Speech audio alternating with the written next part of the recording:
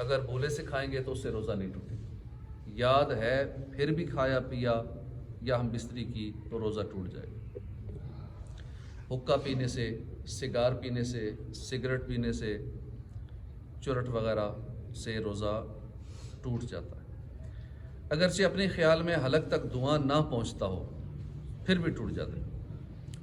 پان یا صرف تمباکو کھانے سے بھی روزہ جاتا رہے گا، اگرچہ بار بار اس کی پیک تھوکتے رہیں، کیونکہ حلق میں اس کے باریک اجزاء ضرور پہنچتے ہیں۔ کئی سمجھتے ہیں کہ ہم منہ سے ہی باہر نکال دیتے ہیں، ہم حلق سے نیچے تو کرتے ہی نہیں، لیکن پھر بھی باریک ذرات ضرور حلق میں جاتے ہیں، اس سے روزہ ٹوٹ جاتا ہے۔ شکر وغیرہ ایسی چیزیں جو منہ میں رکھنے سے گھل جاتی ہیں، منہ میں رکھی اور تھوک نکل گئے، روزہ جاتا رہا۔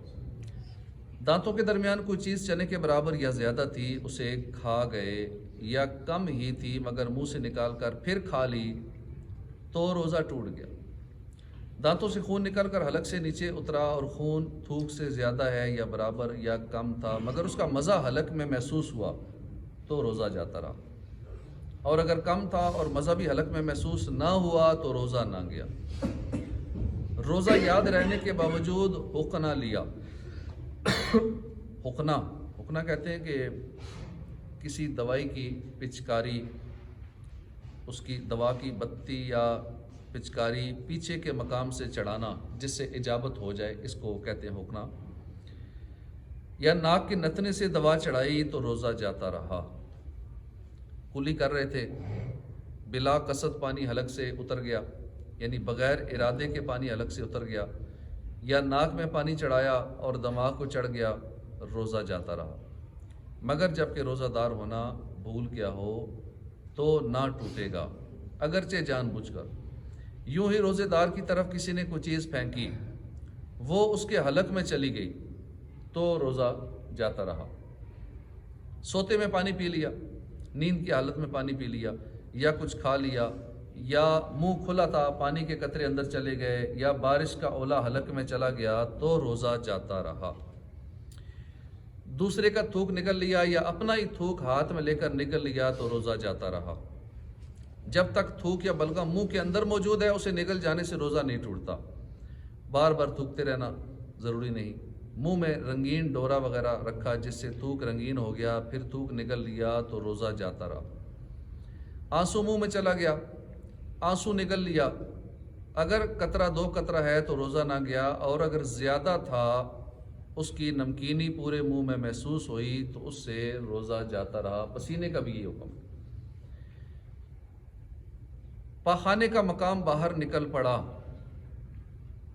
پخانہ کرتے ہوئے پخانے کا مقام باہر نکل پڑا تو حکم ہے کہ کپڑے سے خوب پونچھ کر اٹھے کہ تری بالکل باقی نہ رہے، اور اگر کچھ پانی اس پر باقی تھا اور کھڑا ہو گیا، استنجا کیا پانی سے، اور پخانے کا کچھ مقام باہر نکلا ہوا تھا، اس میں پانی لگا اور کھڑا ہو گیا، اور وہ پانی کچھ اندر ہو گیا، چلا گیا، تو روزہ ٹوٹ گیا۔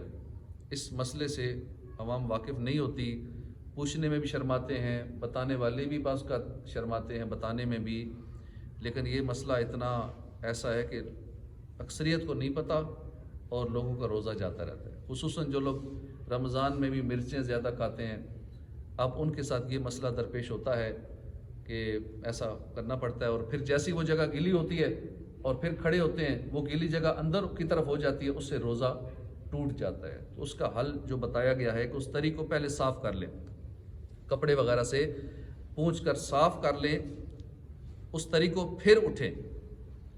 دوبارہ سن لیں اس مسئلے کو۔ پاخانے کا مقام باہر نکل پڑا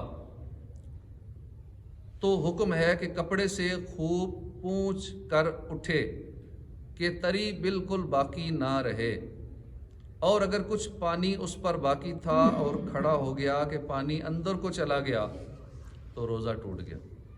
اسی وجہ سے فقہاء کرام فرماتے ہیں کہ روزہ دار استنجا یعنی پانی سے پاکی حاصل کرنے میں سانس نہ لے، سانس لے گا تو اس کا مقام پاخانے کا تھوڑا سا باہر نکل آئے گا، اس لیے روزہ دار سانس نہ لے پاخانے کے دوران۔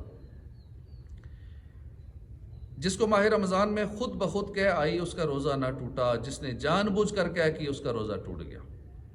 جس کو خود بخود کہہ آئی اس پر قضا نہیں ہے، جس نے جان بوجھ کر کہہ کی وہ روزے کی قضا کرے گا۔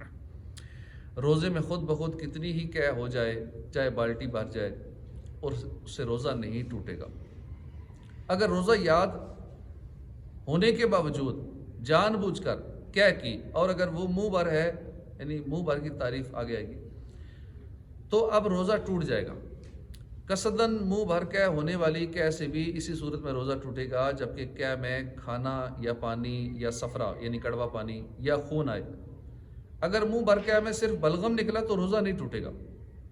قصداً کہہ کی مگر تھوڑی سی آئی، منہ بھر نہ آئی، تو اب بھی روزہ نہیں ٹوٹے گا۔ منہ بھر سے کم کہہ ہوئی اور منہ ہی سے دوبارہ لوٹ گئی یا خود ہی لوٹا دی، دونوں صورتوں میں روزہ نہیں ٹوٹے گا۔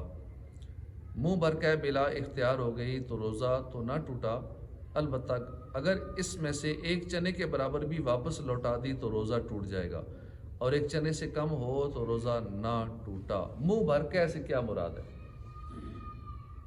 منہ بھر کہہ کے معنی یہ ہے کہ اسے بلا تکلف نہ روکا جا سکے، ہم روکنا چاہیں بھی تو روک نہ سکیں، اسے کہتے ہیں منہ بھر کہہ، اس سے روزہ ٹوٹ جاتا ہے۔